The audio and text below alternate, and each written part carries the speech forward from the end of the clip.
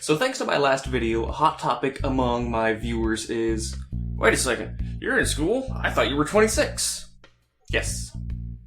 Both of those things are true. A common misconception among younger folks is that when you turn 18, you magically know everything there is to know about college, and when you graduate, you peel out of the parking lot with your middle fingers raised in the air and you never see school again.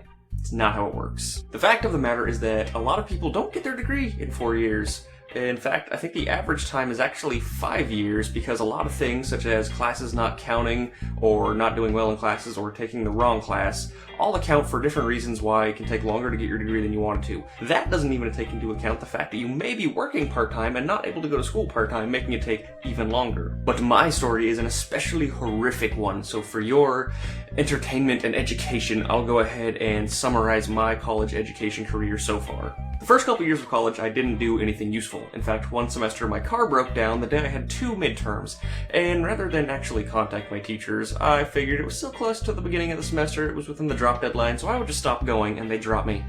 Turns out that's not the case. Despite all of their threats, most teachers don't actually drop students for not showing up. So instead of dropping it myself, I figured they would do it. They didn't, and I got 4 Fs one of my first semesters at college. Naturally, 2 years later, when it came time to transfer, my counselor said my GPA was too low, so I had to go back and retake all 4 of those classes. So I did. And then I went back to the counselor after I did, and I said, okay, what now? She said, well, where did you apply? To which I responded, nowhere, because my GPA wasn't good enough. Then I learned that applications need to be sent in 6 months before you actually want to go there. I know, seems obvious. I never claimed to be smart, okay? This seems super obvious to anyone who's been going to college, but it was new to me. So, in order to retain a full-time student to actually transfer, I had to take 6 months of just BS classes that I didn't care about. I turned in my transfer agreement guarantee application, and then I took these classes that are what probably most people think makes me smart, because I know stuff about professional music, recording, and real estate, and jazz music, and stuff like that. It was all just part of the fact that I had to take BS classes. So after 6 months, I called my first choice school and I said, what's up? What's the word? To which they responded, who the f*** are you? It turns out the transfer agreement guarantee application is the application that you applicate before you send in your applications. Apparently, I never applied. 6 more months. I didn't have a backup school. It's not that I'm that stupid, it's because the transfer agreement guarantee is just that. A guarantee.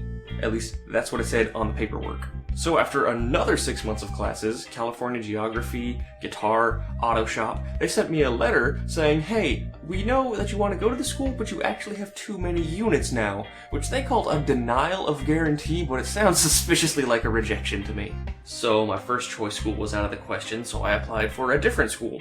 6 more months of waiting, 6 more months of random classes. Finally, at the ripe old age of 25, I got accepted into the school that I'm attending now. But I've long since abandoned the idea that life will start after I get my degree. My life is going right now. Even though I'm going to school full-time, 4 classes, I still just consider it something I'm doing on the side. Now, I'd really like to put a hilarious punchline at the end of this video, but I won't, because I have an important suggestion, and even if it helps just one person get through college easier, then I think it's worth it. I could have saved at least 1 year off my education timeline if I had visited the counselor who knew what they were talking about. I got to the point at my last semester of junior college that I would make a counselor's appointment, visit that counselor, say what I had to say, learn what I had to learn, walk out, and make another counselor's appointment, even though I had no idea what I would be talking about in 2 weeks from then. The problem is that counselors are people too, and they are not perfect.